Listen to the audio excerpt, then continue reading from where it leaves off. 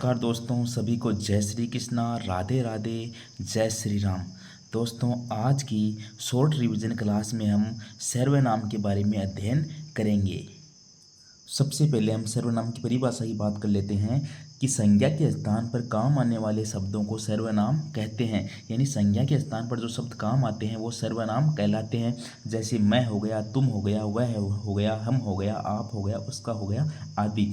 सर्वनाम के 6 भेद होते हैं। याद रखना, सर्वनाम के 6 भेद हैं: पुरुषवाचक, निश्चयवाचक, अनिश्चयवाचक, संबंधवाचक, प्रश्नवाचक और निजवाचक। सबसे पहले बात करते हैं पुरुषवाचक सर्वनाम की। पुरुषवाचक सर्वनाम के भी 3 प्रकार होते हैं: उत्तम पुरुष, मध्यम पुरुष और अन्य पुरुष।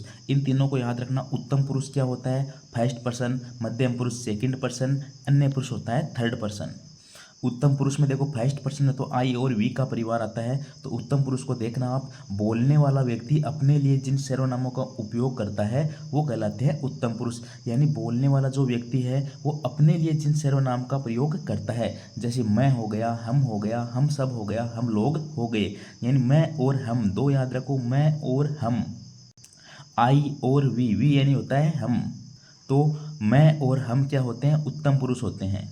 मध्यम पुरुष देखो, जो सुनने वाले व्यक्ति के लिए प्रयुक्त होते हैं। जैसे इसमें यू की फैमिली आती है, सेकंड पर्सन होता है। जैसे तू हो गया, तुम हो गया, आप हो गए, आप लोग हो गए, आप सब हो गए। यानी तू तुम दोनों से एक ही शब्द है, तू तुम यानी यू होता है, और आप भी हम थोड़ा इज्जत देकर बोलते हैं तब आप बोला जाता है। तो ये तीनों एक ही शब्द हैं, तू तुम आप। तो ये मध्यम पुरुष कहलाता है। थर्ड पर्सन या अन्य पुरुष होता है वे सर्वनाम जिनका प्रयोग बोलने वाले और सुनने वाले व्यक्ति दोनों है ना, किसी अन्य व्यक्ति के लिए जो प्रयुक्त होते हैं वो होते हैं अन्य पुरुष यानी थर्ड पर्सन। यानी वे हो गए, वे लोग हो गए, ये हो गए, यह हो गया, आप हो गया। यानी किसी तीसरे व्यक्ति के लिए यूज होते हैं। जैसे ही हो गया, सी हो गया, इट हो गया, दे हो गया। इंग्लिश में याद रख लेना, first person, second person, third person. First person में आई और वी का परिवार आता है, मैं और हम। मध्यम पुरुष में यू का परिवार आता है, तू तुम आप। और अन्य पुरुष में थर्ड पर्सन आते हैं, ही सी इट दे। यानी वे लोग, ये है, यह है, आप। तो ये था पुरुषवाचक सर्वनाम।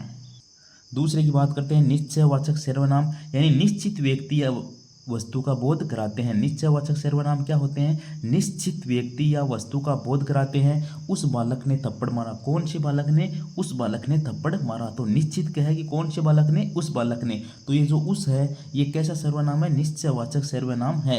इसके भी 2 प्रयोग होते हैं। पहला देखो, निकट की वस्तुओं के लिए यह लगाते हैं, दूर की वस्तुओं के लिए वह लगाते हैं। इंग्लिश में होता है दिस और दैट। निकट की वस्तुओं के लिए यह है, दूर की वस्तुओं के लिए वह है। यह का बहुवचन होता है ये, और वह का बहुवचन होता है वे। यानी निकट की वस्तुओं के लिए यह है, दूर की वस्तुओं के लिए वह है। यानी निश्चित व्यक्ति या वस्तु का बोध कराते हैं, वह कहलाते हैं निश्चयवाचक सर्वनाम। तीसरा देखना,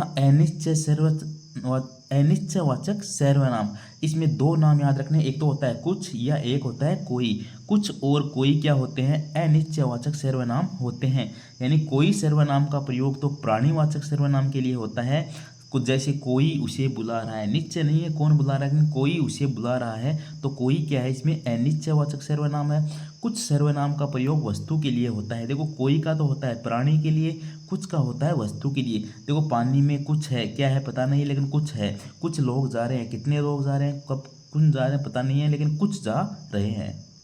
तो याद रखना, कुछ और कोई अगर वर्ड आ जाए वो क्या होते हैं? अनिश्चयवाचक सर्वनाम होते हैं, कुछ या कोई। चौथा देखना, संबंधवाचक सर्वनाम। 2 वे सर्वनाम जो पृथक पृथक बातों के स्पष्ट संबंध को व्यक्त करते हैं उन्हें संबंधवाचक सर्वनाम कहते हैं। यानी 2 वाक्यों को जोड़ेंगे, ये 2 बात है पृथक पृथक, उनको जोड़ने का कार्य करते हैं। इसमें शब्द आते हैं, जो आ गया, जिसे आ गया, जिसका आ गया, जिसको, जैसा वैसा आ गया, जिसकी उसकी आ गई, जितना उतना आ गया। उदाहरण देख लो, जैसा कर्म करोगे वैसा फल मिलेगा। तो जैसा वैसा, जो सत्य बोलता है वह नहीं डरता, जो आ गया। जो सोएगा वो सो खोएगा, तो जो और सो। जिसकी लाठी उसकी बहन, तो जिसकी और उसकी। यानी 2 पृथक पृथक बात है, उनको जोड़ने का जो कार्य करते हैं वो सर्वनाम कहलाते हैं संबंधवाचक सर्वनाम। 5वां देखना, प्रश्नवाचक सर्वनाम। प्रश्न पूछने के लिए प्रयोग होते हैं। जैसे मिल गए, क्या हो गया, किससे हो गया, कौन हो गया। दरवाजे पर कौन खड़ा है, कल तुम किससे बात कर रहे थे, आज तुम्हें क्या चाहिए, तो कौन, किस, क्या, ये क्या है, ये सारे प्रश्न पूछने के लिए काम आ रहे हैं। आगे प्रश्नवाचक चिन्ह भी मिलेगा आपको। तो ये सारे क्या है, प्रश्नवाचक सर्वनाम है। लास्ट देखना, निजवाचक सर्वनाम। अच्छा है, ऐसे सर्वनाम जिसका प्रयोग लेखक स्वयं अपने लिए करते हैं निजवाचक कहलाते हैं। निज यानी खुद के लिए जो काम आते हैं वो होते हैं निजवाचक सर्वनाम। जैसे आप हो गया, अपना हो गया, स्वयं हो गया, खुद हो गया। जैसे उदाहरण देखना, मैं अपनी पुस्तक पढ़ रहा हूँ, मैं के आगे क्या है, अपनी, तो अपनी क्या है, निजवाचक सर्वनाम है। आप अपने घर कब जा रहे हैं, देखो आप अपने, ये अपने क्या है, इसमें अपनी और अपने दोनों ही शब्द निजवाचक हैं। यानी इसमें पहले तो मैं या आप आएगा, उसके बाद में जो शब्द दोबारा आ जाए, अपना, अपनी, वो होते हैं निजवाचक सर्वनाम। यानी ऐसे सर्वनाम जिसका प्रयोग लेखक स्वयं अपने लिए करते हैं निजवाचक कहलाते हैं। जैसे मैं अपनी पुस्तक पढ़ रहा हूँ, यानी अपने क्या हो गया, निजवाचक है। आप अपने घर कब जा रहे हैं, तो अपने क्या है, निजवाचक सर्वनाम है। इजी है, सारे याद हो चुके हैं। निजवाचक सब जानते हो, जिसका प्रयोग लेखक खुद के लिए करता है। प्रश्नवाचक में प्रश्न पूछा जाएगा।